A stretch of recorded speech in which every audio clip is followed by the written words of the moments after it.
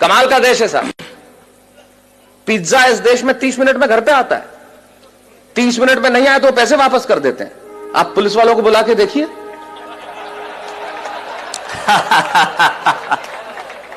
ये वो देश है जहां पे 8% में आपको कार का लोन मिलता है और 12% एजुकेशन लोन के देने पड़ते हैं। वाह वाह वाह वाह। कभी सलमान के बालों तो कभी कैटरीना के गालों पे मर गए। आज इस अवसर पे इससे बढ़िया पंक्तियां मुझे याद नहीं आती। क्या बढ़िया बात कहते हैं वो कवि कि कभी सलमान के बालों कभी कैटरीना के गालों पे मर गए, कभी चुंबन कभी चेहरे कभी चालों पे मर गए। ऊपर बैठ के भगत सिंह भी कहते होंगे यार सुखदेव राजगुरु हम भी किन सालों के लिए मर गए। वाह वाह वाह वाह वाह वाह। अमेरिका में एक प्रांत है टेक्सास और वहां एक शहर है ह्यूस्टन। कुछ लोग हां भर रहे हैं। इससे यह जाहिर नहीं हो जाता कि उन्होंने देखा है और इससे यह भी जाहिर नहीं हो जाता कि उन्हें पता है। इससे यह जाहिर होता है कि आदमी समझदार है और सामने वाले को यह जताना जानता है कि मैं जानता हूं। तो टेक्सास में ह्यूस्टन शहर में जब मैं काव्य पाठ कर रहा था और काव्य पाठ करने के बाद जब मैं बैठा तो बैरागीदार जैसे लोग मिलते हैं आके मिले और कहने लगे माइक पे खड़े होकर बहुत चिल्लाते हो कि हमारा हिंदुस्तान ऐसा है, हमारा मुल्क ऐसा है, हमारा देश ऐसा है, हमारा देश वैसा है। आखिर तुम्हारे देश में रखा क्या है? यकीन मानिए मेरे मन को बहुत चोट पहुंची, बहुत पीड़ा हुई। मेरी जगह आप होते तो आपको भी चोट पहुंचती, बहुत पीड़ा होती। लेकिन मेरा दर्द सुनना साहब, मुझे चोट इसलिए नहीं पहुंची कि उसने मुझे ये कहा कि तुम्हारे मुल्क में क्या रखा है।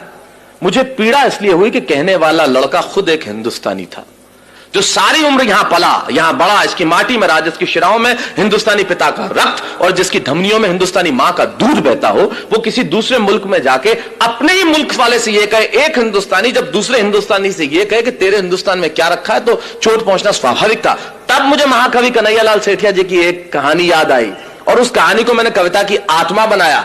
क्यों मुझे पीड़ा पहुंची, क्यों मुझे कविता लिखनी पड़ी? कन्हैयालाल जी लिखते हैं कि लोहा और सोना आपस में बात कर रहे थे तो लोहे ने सोने से सवाल किया कि यार तू सोना है, मैं लोहा हूं।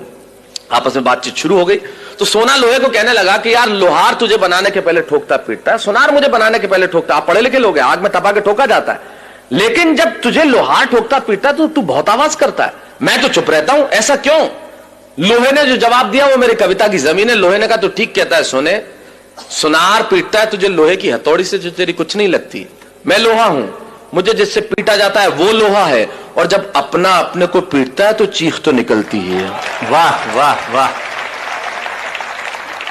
वाह। मेरी कविता अपने ने अपने को पीटी गई चीख की कविता है। जब एक हिंदुस्तानी दूसरे हिंदुस्तानी को यह कहे कि तेरे मुल्क में रखा क्या, अरे उन्हें मालूम क्या है कि मेरे मुल्क में है क्या? हमारे मुल्क में मधु कोड़ा है। वाह वाह। है एक भी लीडर ऐसा? सूर्यवंशी 38 वर्ष की उम्र में 4000 करोड़। आप यकीन मानिए कभी जिंदगी में 4000 करोड़ रुपए मिल जाएं तो यकीन मानिए इस जन्म में मुझे गिन के दिखा देना, आप गिन नहीं सकते। ये हिंदुस्तान, ये हमारा देश है, हमारे यहां कमाल की चीज है।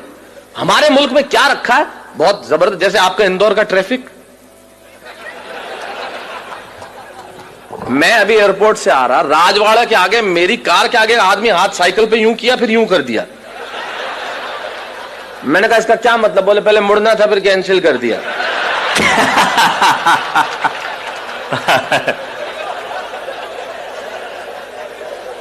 अब कर लो, आप क्या कर लो, ये अपने इंडिया में ही हो सकता है।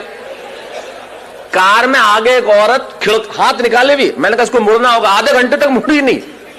मैंने कहा बहन जी क्या? अरे नहीं, बोले मैं तो नेल पॉलिश सुखा रही थी। ये अपने मुल्क में ही हो सकता है। तब मैं बताता हूं मेरे मुल्क में है क्या। दो दृश्य करता हूं पैदा।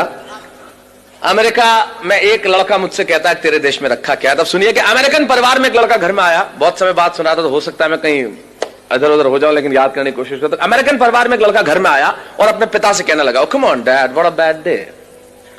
कम ऑन डैड। अमेरिकन परिवार में एक लड़का घर में आया और अपने पिता से कहने लगा, come on dad, what a bad day, I just want to change my girlfriend. ये बेटा बाप से बात कर रहा है। Come on dad, what a bad day, I just want to change my girlfriend। अब मैंने तुरंत ये शब्द सुना और मेरे कान खड़े हुए। मैंने कहा सुनो, काम की बात चल रही है। मैं रेगिस्तान का निवासी, वैसे ही सूखाग्रस्त इलाका, तो ऐसे शब्द सुनने में बड़ा अच्छा लगता है। Come on, Dad, what a bad day. I just want to change my girlfriend. पिता बोले, okay, okay, don't get tense. Just think she was a nonsense and change it. और अब मैंने कहा, गजब का बाप है, कितना सपोर्टिव फादर, अपने बेटे को खुद कह रहा है कि सारी चिंताएं हटा, और दूसरी लड़की। मैं आपके जनरल नॉलेज को प्रणाम करना चाहता हूं, और जिस भाषा की अशोक भाई साहब बात कर रहे थे, हिंदी साहित्य आपका बरसों तक ऋणी रहेगा। आपने जो शब्द सौंपा है, समवेत स्वर में सैकड़ों लोगों ने जो एक साथ कहा है, पटा। मैं किसी और शब्द का भी प्रयोग कर लेता, लेकिन जब आपने कह दिया तो वैसे अच्छा, एक बात है, इस शब्द का कोई तोड़ भी नहीं है, हो ही नहीं सकता। जो परिश्रम, जो मेहनत, जो पसीना पटाने में है, वो किसी और शब्द में आए। आप पटाने में मतलब आप प्रक्रिया नहीं समझे, मैं शब्द की बात कर रहा हूं, वो किसी और शब्द में आ ही नहीं सकती। मैंने अंग्रेजों को कहा, तुम हमारा क्या खा के मुकाबला करोगे बताओ, तुमने हमारी जोड़ के शब्द ले आओ बस। बोले क्यों? मैंने कहा, तुम चेहरे को अंग्रेजी में क्या कहते हो? बोले फेस। मैंने कहा, थोबड़े को बताओ। बोले पत्नी को अंग्रेजी में क्या कहते हो? बोले वाइफ। मैंने कहा, लुगाई। मैंने कहा, तुम मुकाबला कर ले बस हमारा, कहीं से मुकाबला करके बता दे कि तू क्या करता है। मैंने कहा, तुम्हारा किसी से मतलब तुम्हारा किसी से मोहब्बत हो जाए तो क्या बोलते? बोले अफेयर। मैंने कहा, लफड़ा। बोल। मैंने कहा, तुम अगर कुछ पियोगे तो क्या बोलोगे? बोले आई विल ड्रिंक लस्सी। मैंने कहा, जा इंदौर में, बोले 1 गिलास लस्सी हेर ले। तेरा बाप नहीं ला सकता है शब्द, हमारा मुकाबला कर सकता है क्या? कर ही नहीं सकता। फिर मैंने कहा, हमारी पत्नी रोज उठ के हमसे एक वाक्य बोलती है तो उसका अंग्रेजी में अनुवाद कर दे, मैं गुलाम हो जाऊंगा तेरा। बोले क्या बोलती है? मैंने कहा, बोलती है तुमसे शादी करके तो मैंने करम ठोक लिए हैं। मैंने कहा, ला करम और ठोक, तेरा बाप अंग्रेजी में नहीं ला सकता करम और ठोक। मैं चाहता हूं हमारी हिंदी भाषा के सम्मान में एक बार जो अद्भुत भाषा है हमारी। वाह वाह वाह वाह, स्वागत है, स्वागत है, स्वागत। कर ले कोई मुकाबला, हमारा क्या करेगा? बोले पत्नियां ऐसे बोलती है। मैंने कहा, इससे ज्यादा बोलती हैं। मैं अपनी पत्नी को गोवा घुमाने के लिए ले गया तो कहीं था नहीं, चर्च में ले गए, उसने श्रद्धा के मारे ईसा मसीह के पांव छू लिए। मैंने कहा, तू मेरे तो नहीं छूती। बोले तू भी लटक जा। मैंने कहा, तू तो अनुवाद करके बता दे इसका। हमारी ट्रकों के पीछे लिखा रहता है, ट्रक नहीं है मेरे जिगर का फूल है, और माल उतना ही भरूंगा जितना गवर्नमेंट का रूल है। मैंने कहा, कर जिगर के फूल का ट्रांसलेशन, क्या लिखेगा? Flower of liver. और मैंने कहा, तुम्हारी भाषा का जो हम इस्तेमाल करते हैं वो तो किसी का बाप नहीं कर सकता। मैंने कहा, इंदौर, मैं इंदौर इतना आता हूं कि मैं तो लगभग, इंदौर मेरा बहुत प्रिय शहर है, और मैं बता दूं मुझे इतना मजा आता है, यहां की भाषा कमाल की है साहब। मेरा एक मित्र अपने ही मित्र के घर गया तो उधर से निकला वापस, मतलब किधर गए? बोले यार मैं इधर से निकल रहा था, मैंने सोचा तुम तो कहीं बाहर गए हुए, तो सोचा भाभी जी को टच करता चलूं।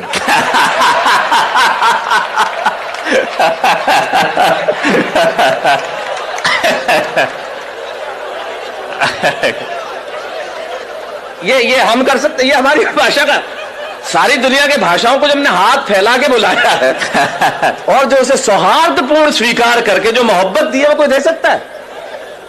तो ये तो कमाल है। तो मैंने कहा, कमाल का बाप है, खुद ही कह रहा है सारी चिंता हटा। मैंने कहा, खुदा मुझको भी ये अमेरिका भेज देता तो तेरा क्या जाता? खुलेआम चिंताएं हटाते, मजे से लड़कियां घुमाते, वरना हिंदुस्तान में हमारे पिताजी वो सुबह दोपहर शाम 3 बार तो इसीलिए कूटते हैं कि बताना होता है मैं तेरा बाप हूं। ये इंडियन बाप इस मामले में बहुत जालिम होता है, उसे सिर्फ कूटने का बहाना चाहिए। घर में निकर पहन के क्यों बैठा है? कूट दिया। पैंट पहन के बैठा है, फिर ठोक दिया। नई पैंट, कुछ नहीं पहना तो फूट ठोकना ही था फिर तो।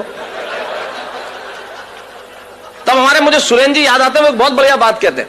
सुरेन जी कहते हैं कि जितने एनआरआई, मतलब अमेरिका में आपको मालूम है, बच्चों को अगर आप पीट दो तो 911 पे कॉल करके तुरंत पुलिस, आप बच्चों को पीट नहीं सकते, पीटते ही बाप गिरफ्तार। एक हिंदुस्तानी बाप ने ठोक दिया, छोरे ने 911 पे फोन किया, बुला ली पुलिस, गिरफ्तार हुआ।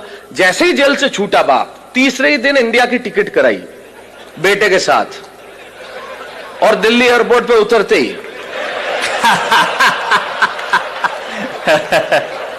नहीं, इससे यह जाहिर नहीं होता कि, इससे यह जाहिर होता है कि एनआरआई हर साल इंडिया आते क्यों।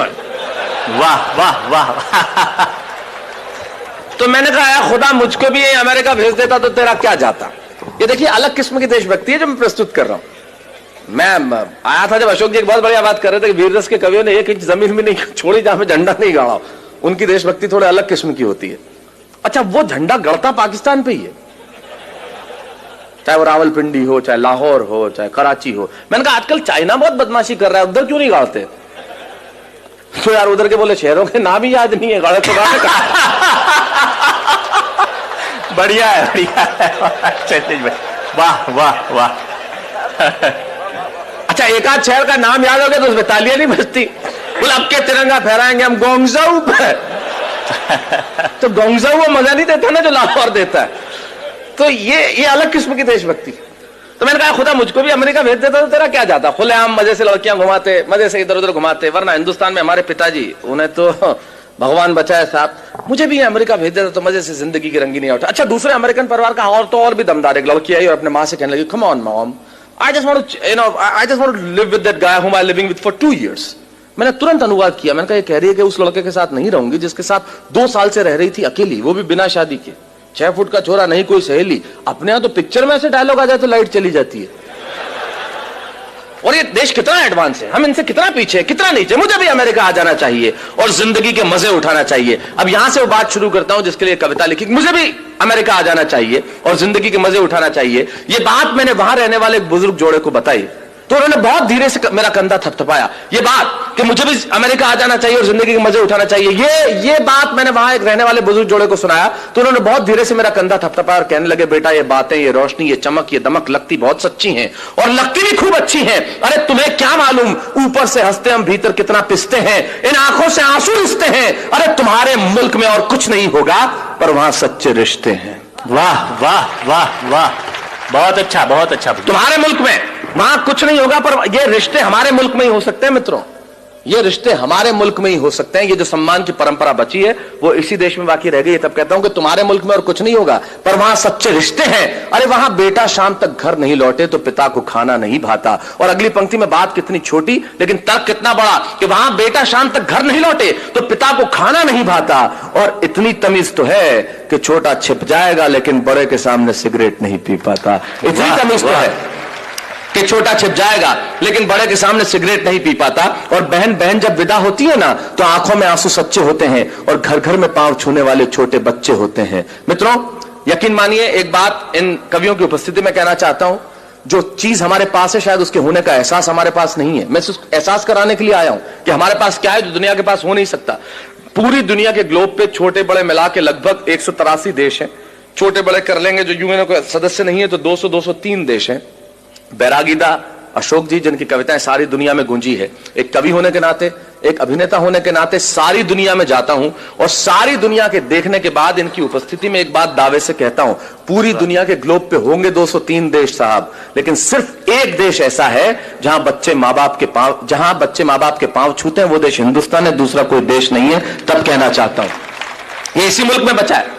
तब कहना चाहता हूं कि विदा होती है ना तो आंखों में आंसू सच्चे होते हैं और घर घर में पांव छूने वाले छोटे बच्चे होते हैं। ये बात सुन के मैं सोचने लगा कि बात में दोस्त दम है। हम तो सिर्फ हम हैं। अरे क्या नहीं है मेरे मुल्क में, भले आंखों में धुआं और चेहरों पे गुबार है, दिल्ली में लूली लंगड़ी सरकार है, जेब में कुछ पैसा उधार है, न चमक है, न दमक है, न रोशनी है, न बिल्डिंग है, न कार है। मैं सारी चीजें स्वीकार करता हूं कि मेरे देश के पास नहीं है, लेकिन यकीन मानिए अगली पंक्ति में मैंने कविता नहीं लिखी। मैंने 125 करोड़ हिंदुस्तानियों के दिलों में बसने वाले एक शब्द को उठाया, उसे कलम की नोक पर रखा और पिरोता हूं आपके सामने और दावा करता हूं कि दुनिया भर के दौलत, दुनिया भर का वैभव तराजू के 2 पलड़े लीजिए और दुनिया भर का वैभव, दुनिया भर का यश, दुनिया भर की कीर्ति, दुनिया भर की समृद्धि तराजू के एक पलड़े में रख दीजिए और तराजू के दूसरे पलड़े में मेरे देश का सिर्फ एक शब्द जो आपके घर आंगन में और आपके दिलों में, ये शब्द सुन के अगर आपकी शिराओं में कहीं हिंदुस्तान बहता हो तो यहां से लेकर वहां तक मुझे बता देना कि मेरे देश के प्यास क्या है जो पूरी दुनिया के पास हो नहीं सकता। मैंने ये नहीं लिखा कि यहां सूरज सबसे पहले उगता है,